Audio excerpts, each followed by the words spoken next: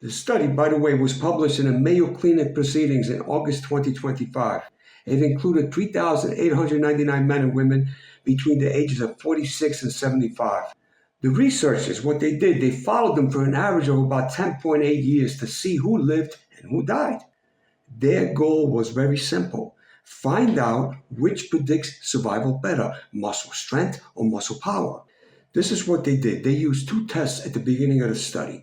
Power was measured using the upper body rowing movement on a machine called Fetro or Vitrodyne. It tracks how fast and how hard each person could pull a weight and then divide that number by their body weight.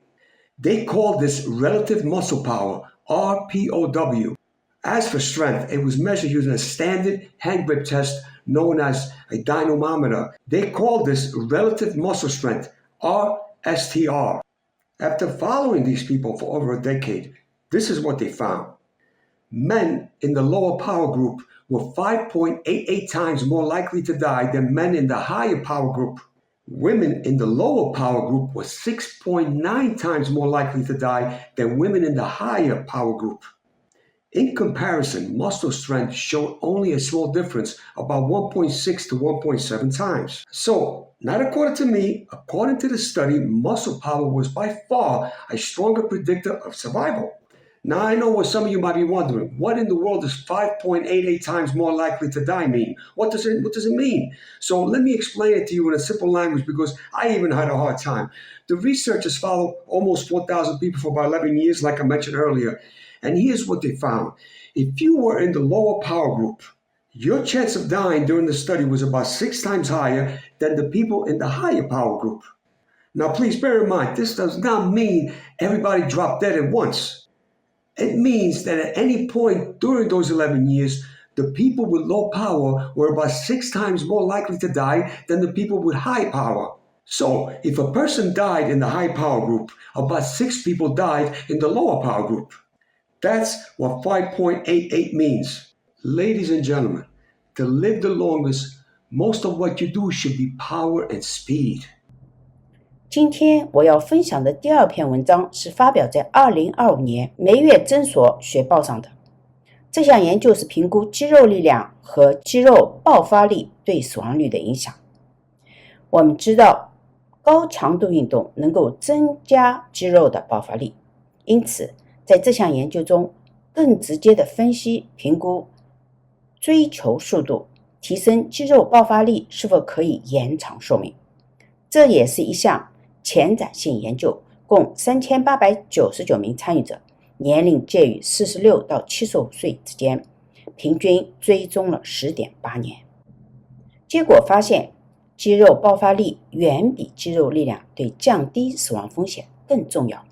例如，在男性中，具有最低肌肉爆发力组的参与者的死亡风险比最高组的参与者高将近6倍。在女性中，最低组的参与者比最高组参与的死亡风险高将近7倍。此外，肌肉爆发力和死亡率呈更明显的剂量反应关系，因此追求速度才是长寿的关键。The best exercises to improve rate of force development, which is often the separator between athletes. Two people can squat the same number, but the one who can impart force faster into the ground will often be better at sprinting and jumping. So what is rate of force development? This is how quickly you can generate force. There's early and late phase rate of force development. Early phase is mostly neural. This is about motor unit recruitment speed and the maximal discharge rate. So this is how quickly you can get your nervous system to fire. Late phase is influenced more by muscular factors like cross-sectional area, fiber type, and maximum force capacity. So this is where strength comes into play more. So if you want to maximize rate of force development, you need a spectrum of exercises that target both ends. These are some of the best ones. First would be loaded jumps, somewhere between 20 to 40% of 1 rep max. Jump squats and trap bar jumps consistently score high in peak power and rate of force development. Next, we have Olympic lift derivatives. Things like clean poles and high poles often have very high rate of force development values. Sprinting and intensive plyometrics are going to be more specific type rate of force development training simply because of the time to force application. Then we have other ballistic or rapid concentric type exercises, things like pin squats and box squats. And lastly, flywheel training. So early rate of force development is about neural drive and late is about strength capacity. You have to make sure that you are working both. The average person will never sprint again after the end of high school sports. This 70-year-old athlete ran a 13:47 in the 100-meter dash and shows us all what's possible if we continue to train. Now, we often hear about sarcopenia, or the age-related decline in muscle mass. And while that's true, we actually lose power at a 2 times rate that of our muscle loss. Often this begins with self-imposed restrictions, where people believe that they shouldn't sprint, they shouldn't jump, they shouldn't do any kind of ballistic exercise. Over time, they develop new beliefs and patterns and postures, and they manage themselves away from these kind of activities. If it's not trained, it's not maintained.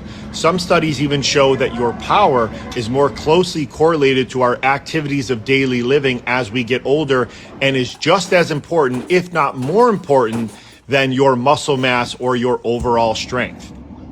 Your squat PR is nothing compared to the forces you hit when sprinting or jumping.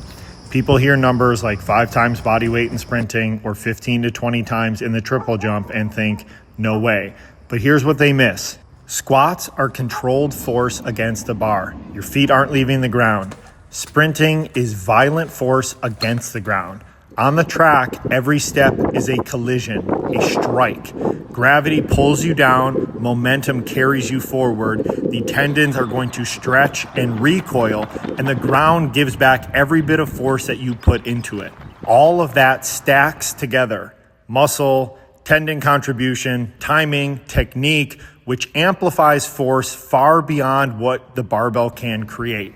That's why sprinting and jumping are their own overload system.